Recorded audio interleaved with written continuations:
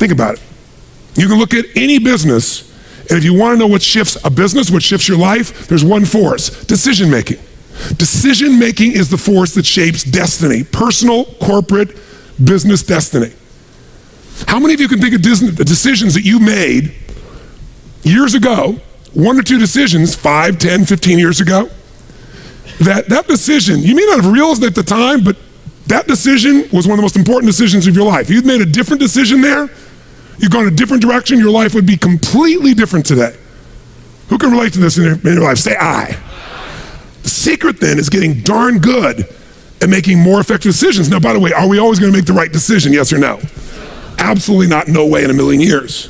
But most people don't have the guts to make the tough decisions because they want to make the right decision, so they make no decision. And that's a decision. Isn't it true? And what happens is the world takes them over. So decision making is the power. Now, there's 3 decisions you're making every moment of your life and of your business. And you're making it right now in this room. And if you're watching here on film especially, you might make some decisions because you're not in the environment that's different.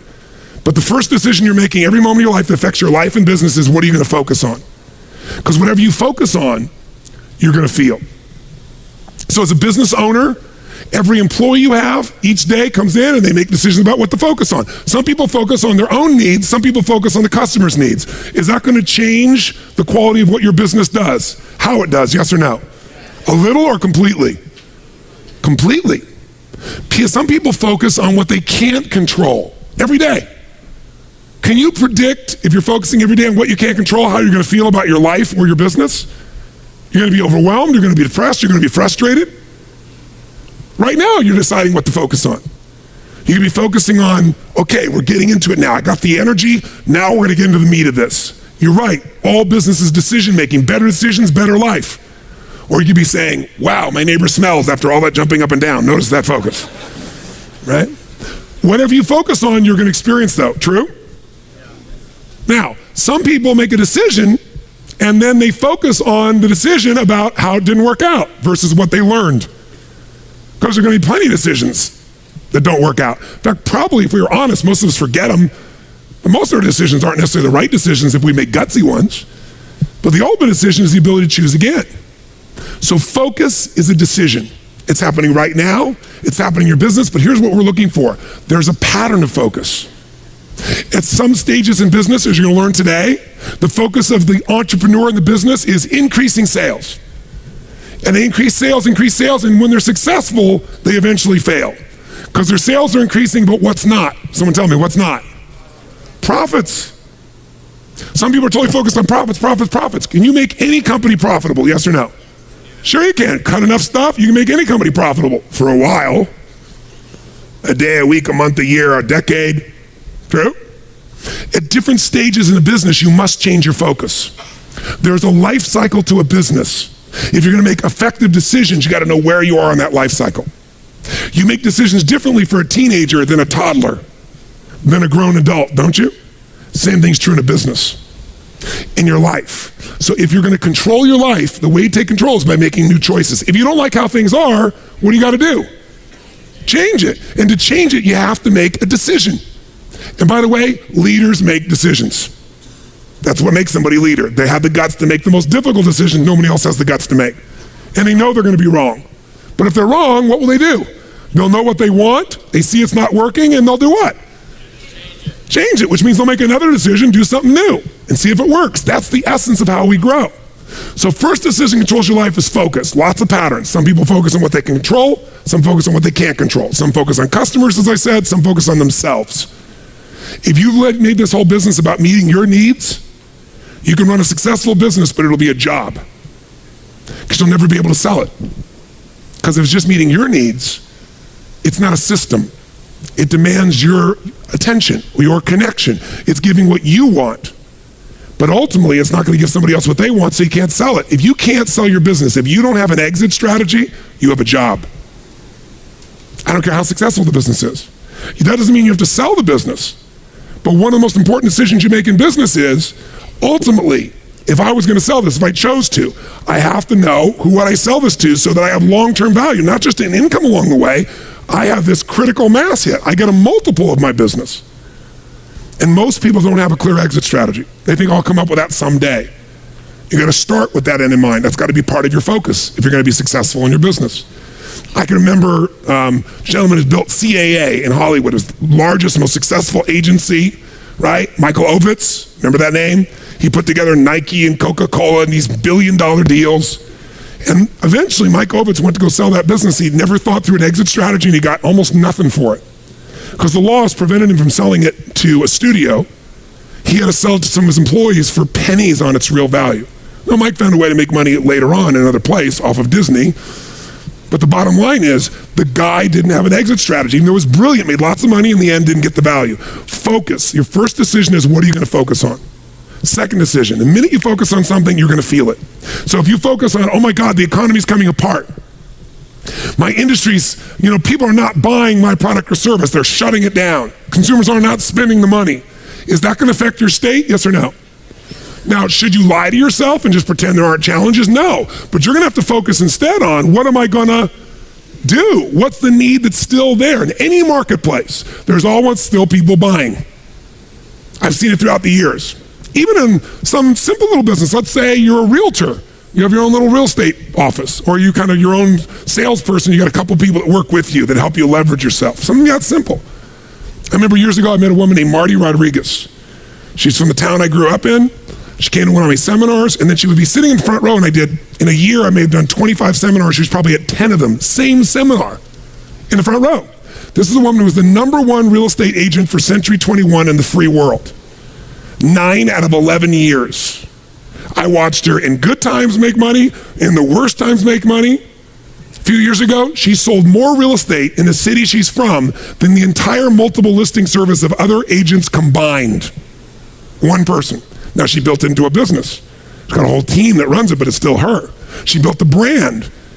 How does she do well when it's going horrible? She says, I love when the economy gets terrible because it gets rid of all those flaky realtors. All those flaky mortgage brokers. There's so many of them. They got in the business, was going up, and they all got successful because they were on a trend. When the trend crashed, they all left me all the business.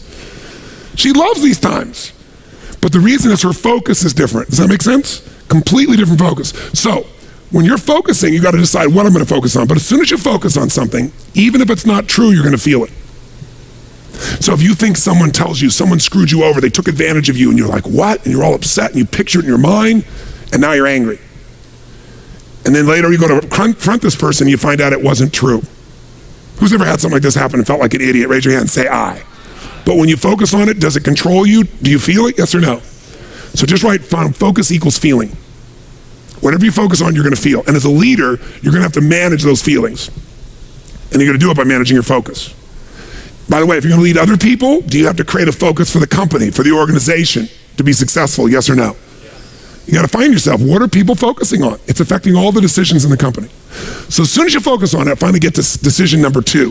Decision number 2 is, what does this mean? When you focus on something, you got to give it a meaning. Is this the end or the beginning? If you think this is the end of your business, the end of opportunity, the end of our economy, are you going to feel differently and act differently than if you think it's the beginning? Yes or no? See, the difference between Joe Kennedy with $4 million in 1929 and Joe Kennedy with $180+ million in 1932, that big a jump, different focus, different meaning. When everybody else said it was the end and they were focusing on how to survive, he was focusing on how to take market share, he was focusing on what the opportunities were. The meaning for him was, is this the greatest opportunity of my lifetime? There'll never be another time like this. And he made enough money in that time that took care of all his heirs after that for decades to come. All because he had a different focus and a different meaning. Listen, if you're in an intimate relationship and you think it's the end of that relationship, are you going to treat that person the same way as if you think it's the beginning? Yes or no? No. Somebody's laughing over here. They know. No way. But you know what? In the beginning of a relationship, what will you do for somebody you love? What will you do for them? Come on, what? What? If they say, would you take out the trash? What do you say? I'll take out the trash, of course. What else would you like me to do? Isn't it true? After 3 or 4 years, they say, or 5 or 7, they go, will you take out the trash? Person goes, what do I look like, your janitor? And they go, I don't know what it is. We don't seem to have the same attraction. I don't know what happened. Here's what I tell people. Treat people at the end of the relationship like it's the beginning and there won't be an end. And that's not just your intimate relationship. What if your customers, what if you fell in love with your customers, with your clients, more than your product, more than your company? If your entire life was about meeting their needs, if you would do what for your customers and clients, you would do what? If you love your customers and clients, you do anything, guess what? They're gonna love you. But most people love their customers and clients as long as they buy from them, do what they want, respond to them. And when they don't, they go, that's the end. You want clients for life, not just customers? Fall in love with them. It's a different focus, isn't it? It's a different meaning. And that creates a different life because you make decisions differently from that place. There's another meaning. Is this punishment in my business? Am I being punished by God? Or am I being challenged? Or is this actually a gift what I'm facing right now? Whatever meaning you give controls what you feel. And what you feel controls the third decision. What are you going to do? Right? The minute you give it a meaning, you get a feeling. When you get a feeling, you're going to do something. You're going to take action. You're going to pull back.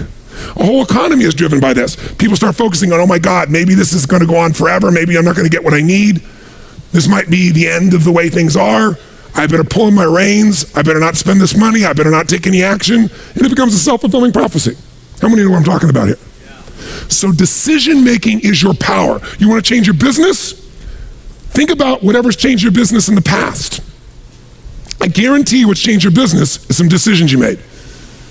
You made some decisions that shifted your business in a radical way. Changed things in a way that shifted the game for you. Decisions about people, decisions about products, decisions about marketing or promotion, decisions about locations, decisions about what you're going to offer, your offerings. Decisions. You want to change your whole business, you can do it next few days just with some new decisions, but you're going to get stimulated, all kinds of decisions to look at. You got to decide which ones will make the biggest difference. Today, again, is going to help you understand where those decisions need to be focused based on where you are in the life cycle of your business and where you are in your personal life cycle. By the way, do you make decisions differently? Do you look at time differently when you're 20 than when you're 30, than when you're 40, than when you're 50, than when you're 60, than when you're 70? Yes or no? It'll affect your decisions.